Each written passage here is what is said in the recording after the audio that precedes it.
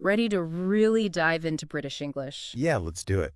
This deep dive is all about helping you blend in. Mm-hmm. And nothing says local, like really nailing the slang. We Right. found this article about advanced British slang, and Wow.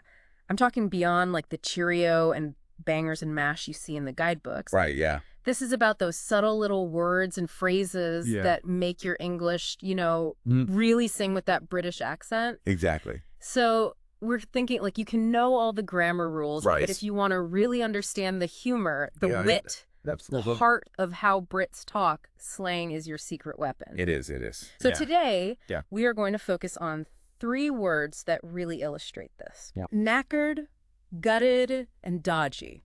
Great words, yeah. All right, so imagine Okay. you've just survived a day Mm-hmm. of hardcore London sightseeing. Oh, wow. And I'm talking not just a quick spin on the London Eye. Right. We're talking the full tourist experience. Oh, yeah. Double-decker bus. Of course. Changing of the guard. You even braved the Tower of London. Oh, yeah. Oh, and let's not forget let's not forget that queue for Buckingham Palace. that queue at Buckingham Palace. That's a rite of passage. Right. Yeah. Wait, by dinner time, Yeah. you wouldn't just be tired. You would be utterly sword. knackered. This is Yeah. beyond your average tired. Yeah. This is like, And- think less, I need a nap, more, I need to be horizontal for a week. Yes, exactly. Right? Exactly. Knackered. Knackered implies this deep, bone-weary exhaustion. Yes. It's that feeling of being completely drained. Mm-hmm. Like you've run a marathon while simultaneously like solving Wow. complex mathematical equations in your head. Oh my goodness. Yeah. Or just survived being a tourist in London. Exactly. Speaking of intense experiences, let's talk about gutted. Oh, gutted. Gutted is a fascinating one. Oh, okay. See, British culture Yeah. often values, politeness, Mhm. understatement, Right. especially in formal settings. Very keep calm and carry on. Exactly. Exactly. Yeah. But then they have these incredibly powerful, like emotionally charged words like Yeah. gutted, which really reveal the depth of feeling underneath. So that's a shame. More catastrophic disappointment. Exactly. Think of a time when you were deeply, truly like Yeah. let down, Yeah. Your team loses in the final seconds of a championship game. Yeah. The job offer you were banking on falls through. Right. Those are gutted moments. Oh, it's that feeling in the pit of your stomach that makes you want to curl up on the sofa and eat your weight in biscuits. Exactly. Oh, man. And that brings us to our third word, dodgy. Okay. Now, dodgy is all about trusting your instincts. Okay, I'm sensing a theme here. Strong emotions, vivid imagery. Yes, absolutely. Give me an example. What's a dodgy situation? Imagine you're walking down a street late at night. Okay. And something just feels off. Right. Maybe it's, a dark alleyway Right. or a group of people loitering on the corner. That's your dodgy sense tingling. So like a sixth sense for avoiding trouble.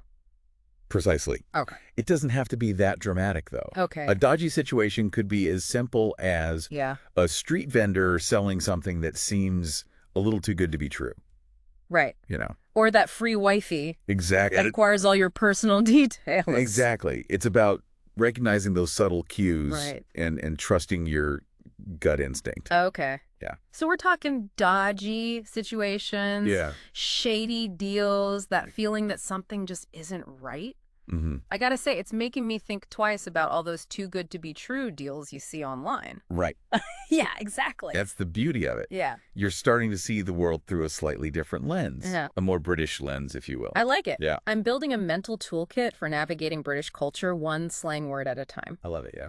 And speaking of tools, Yeah. this article mentioned that one of the best ways to master slang is to immerse yourself in British media. Absolutely. Okay. Movies, TV shows, Right. music, they're all gold mines of authentic British slang. Okay, so it's not just about watching The Crown and, pretending to sip tea with the Queen. Well, you can do that too. Okay, But the key is to pay attention to how the characters speak, yeah. the words they use, the way they use language to express themselves. You know what I find so fascinating is how these seemingly simple words, Yeah. like knackered, gutted, dodgy, Right. can completely change the tone and meaning of a sentence Precisely. Yeah. They add a layer of nuance and subtext Yeah. that you just don't get with formal language. Okay. It's like the difference between reading a recipe Yeah. and actually tasting the food. Okay, that's a delicious analogy. Right. So we've got the words, we're watching the shows. Yeah. How do we actually start using this slang in real life? Right. Because let's be honest, Yeah. I don't want to be that person that uses cheeky in every other sentence and ends up sounding like a walking stereotype. Exactly. Yeah, that's a valid concern. Right. Context is everything. Okay. It's like wearing a fancy suit to a casual barbecue. It just doesn't quite fit. Right. Yeah.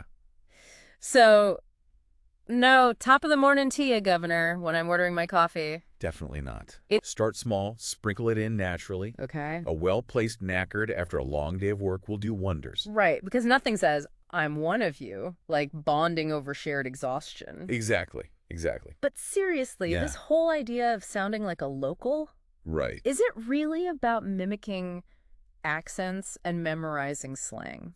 That's a really insightful question. Yeah. I think it's less about mimicry Okay. and more about understanding. Okay. It's about recognizing those subtle cues, those unspoken rules of communication Right. that really signal to someone that you get them, Okay. that you're on the same wavelength. So it's less about sounding exactly like them and more about connecting with them on a deeper level. Exactly. Okay. It's about appreciating the nuances of their humor, Yeah. their cultural references, the way they use language to build relationships and navigate social situations. So it's not just about the words themselves, Right. it's about understanding the culture behind the words. Precisely. Think of slang as a secret code, Okay. a key to unlocking a deeper understanding of the culture itself. And once you have that key, you can unlock a whole world of connection and understanding. Exactly. You're not Yeah. just speaking the language. Yeah. You're speaking their language. Right. And that, my friend, is a beautiful thing. It strikes me that learning slang Yeah. is kind of like being invited to a secret society. Yeah. You get to learn the handshake, Yeah. speak the lingo, and Yeah. suddenly you're in the know. I love that analogy. Yeah. And it highlights something really crucial about language learning.